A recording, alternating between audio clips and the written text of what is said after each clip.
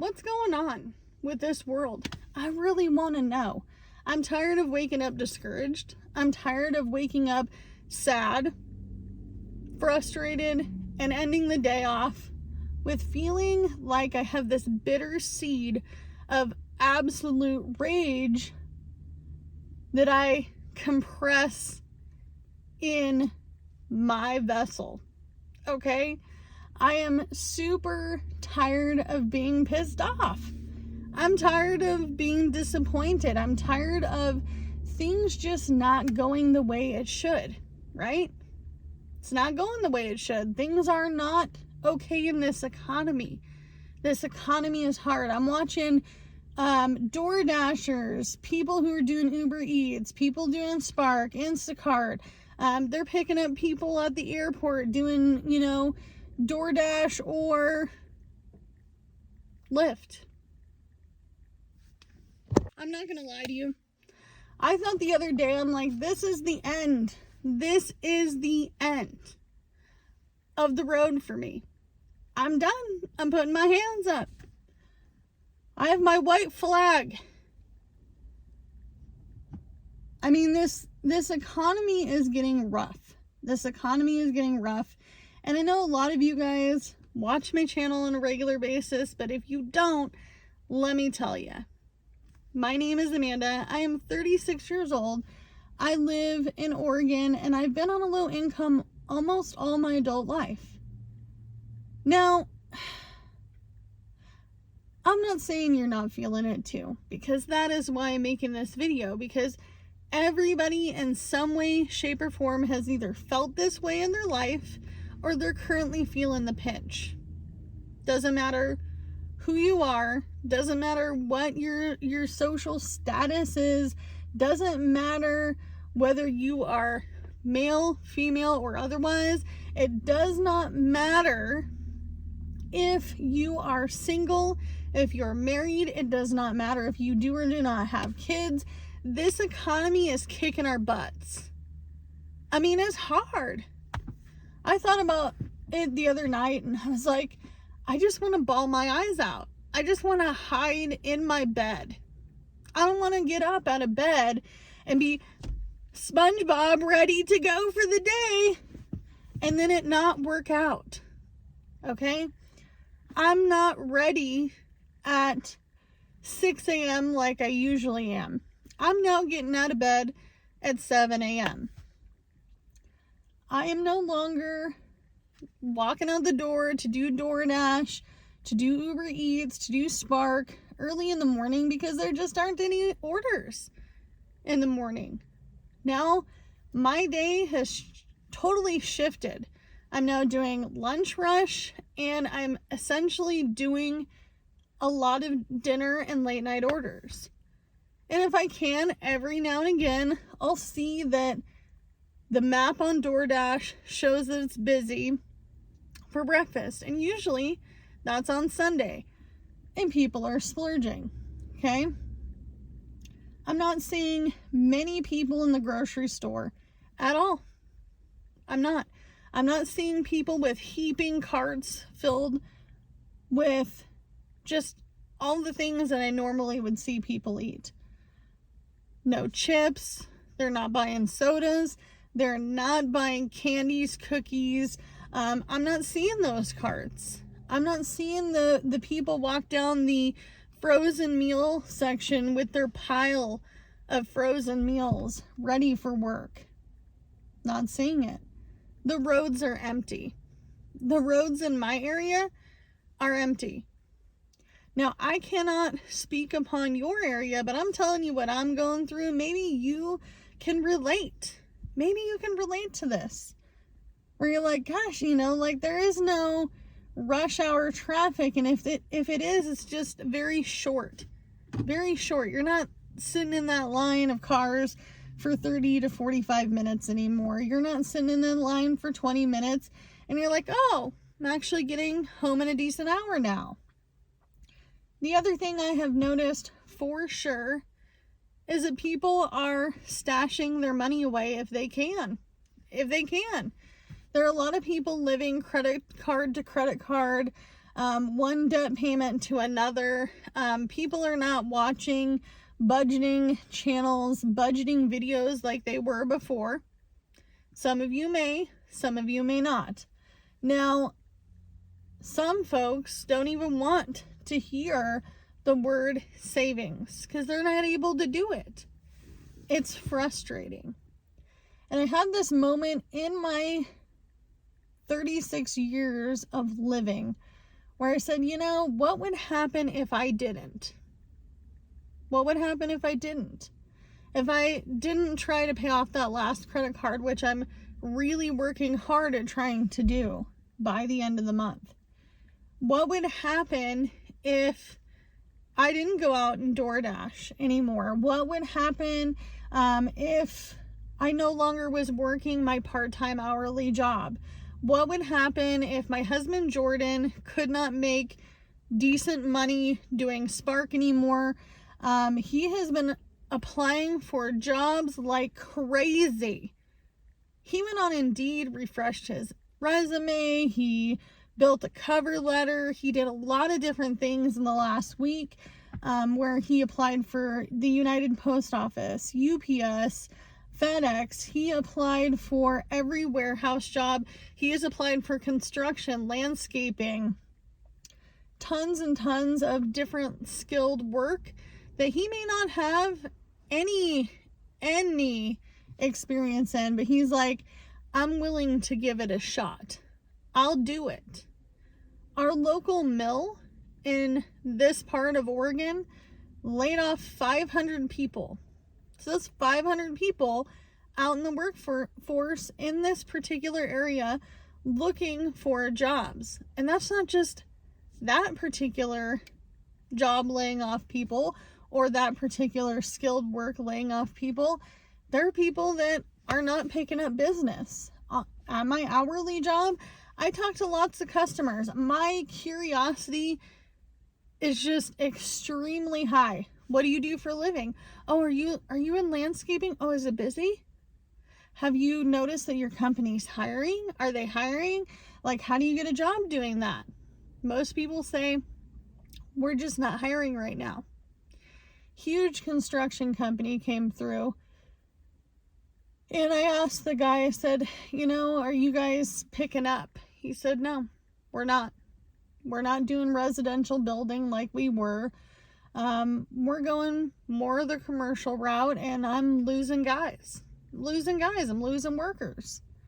This is going on all over the United States. So if you're feeling it, or your significant other, or you're going through this personally, know that it's not your fault, that you're not getting the hours, you're not getting a job. The hourly jobs seem to be pretty scarce and scattered. And honestly, there's a lot of ghost hiring. If you don't know what ghost hiring is where you are legitimately applying for a job that doesn't exist. You see the same job over and over and over again, but they're never giving you a call. You never receive an email. You've never been interviewed. Some places, they keep a job listing open just in case they lose somebody. They're not currently hiring. But I have never have I seen my husband be this persistent at getting a job. He's like, I went on Indeed last night, and I'm just like, what are you doing? Are you playing a game on your phone? He's like, nah, I'm hitting the easy apply to every single job on this particular platform that could be in our area or within a half-hour drive, 45-minute drive of our area, to see if anybody will just genuinely hire me. Now, he's had a lot of luck with Spark, Walmart delivery, but now it's slowing down. People aren't buying stuff. You're not seeing people flocking into Walmart. You're not seeing people flock into Target.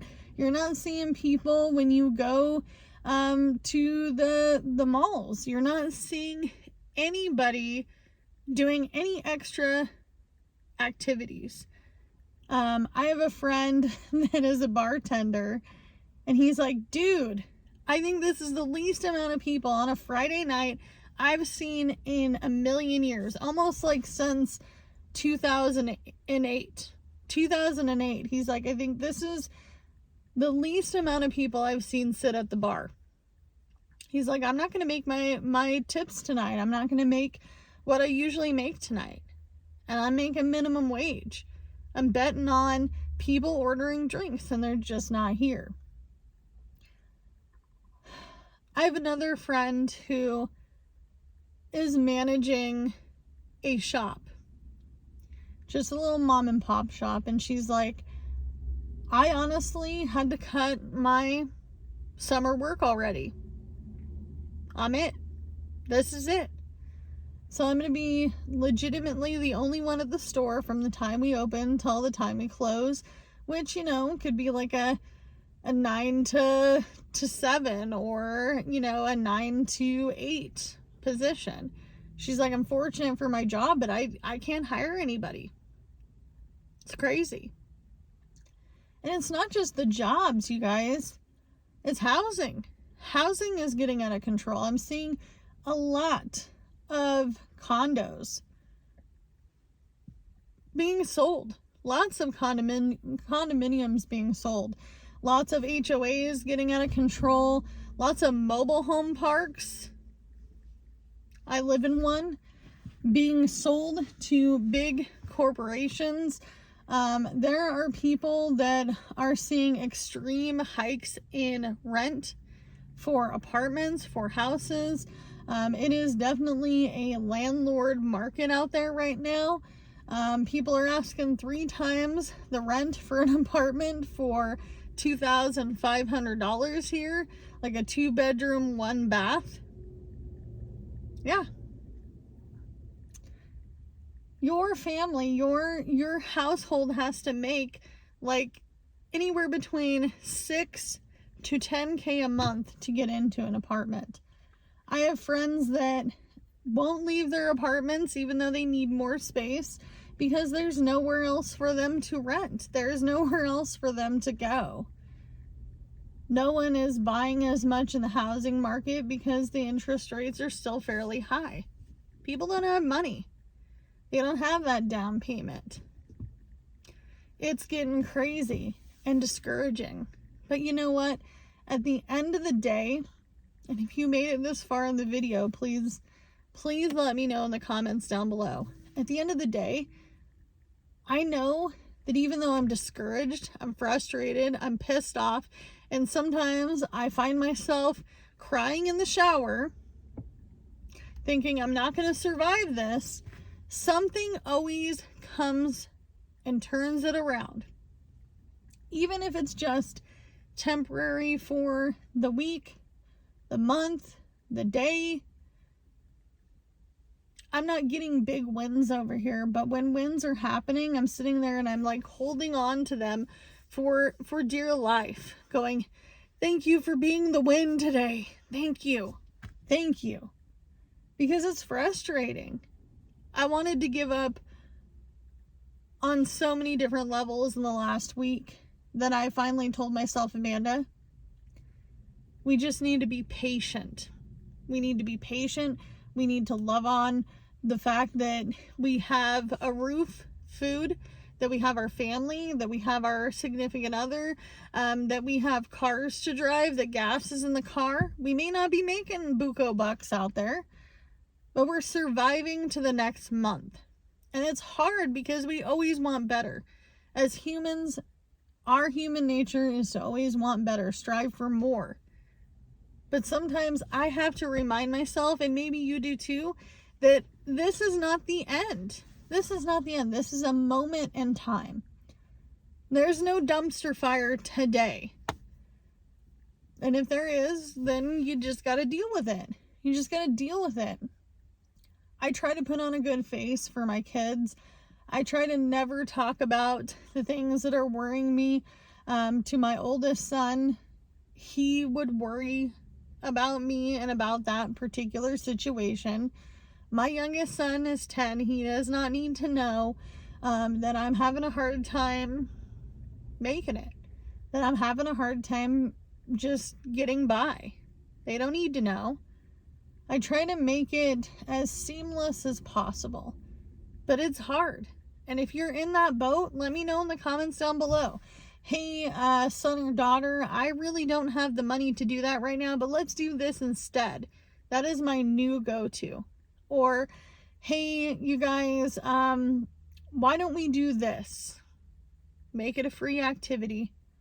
I'm all about one-time buy entertainment. Buy a basketball, go to the park.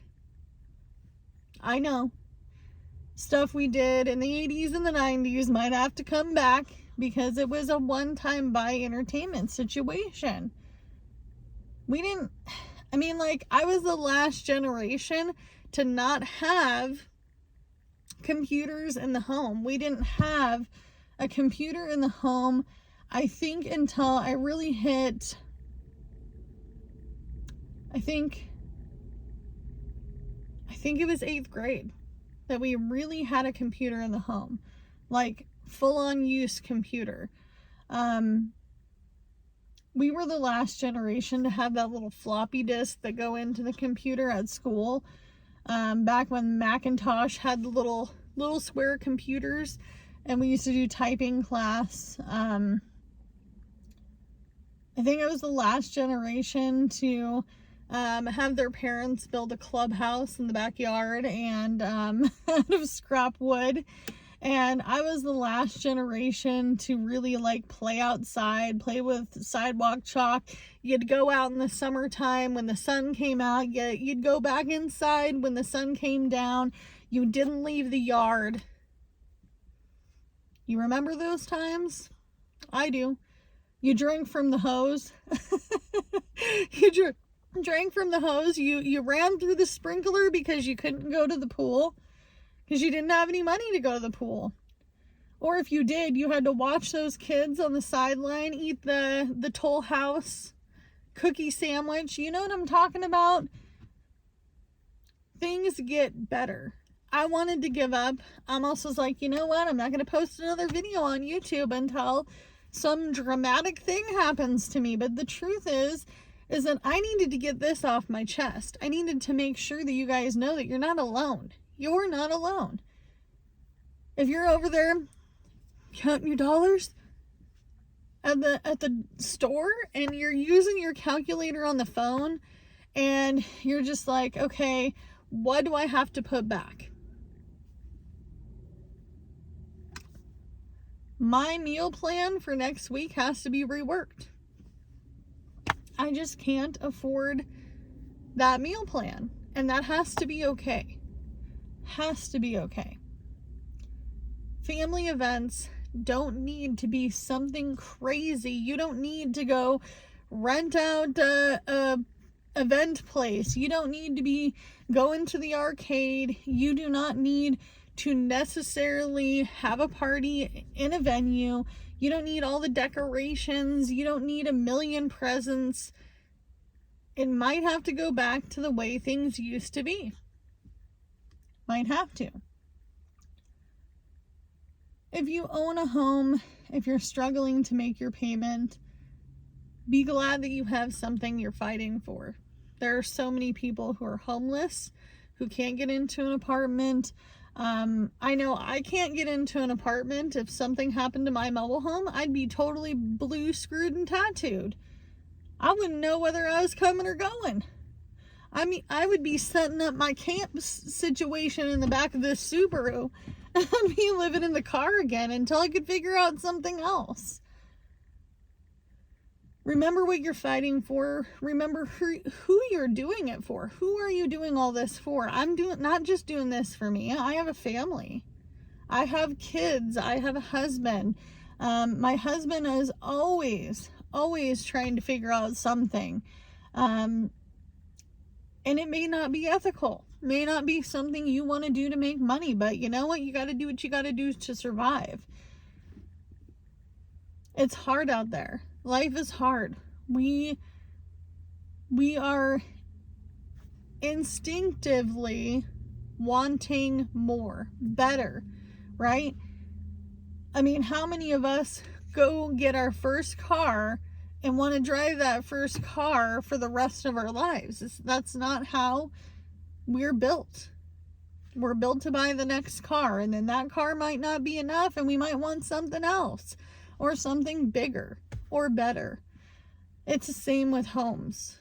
Be grateful you have something to fight for.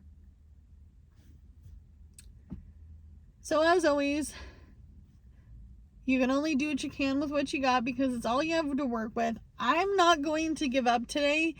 I'm going to let life be what it will be, and I'm going to breathe a little bit. And if I can, come up for air every now and again, take a little break, take a day off, watch that movie, splurge and eat that ice cream once a month, or, find the smallest thing in that day to be grateful for. Maybe it's just that nothing bad happened. Then I'm going to hold on to that moment, and you should too. Bye, guys.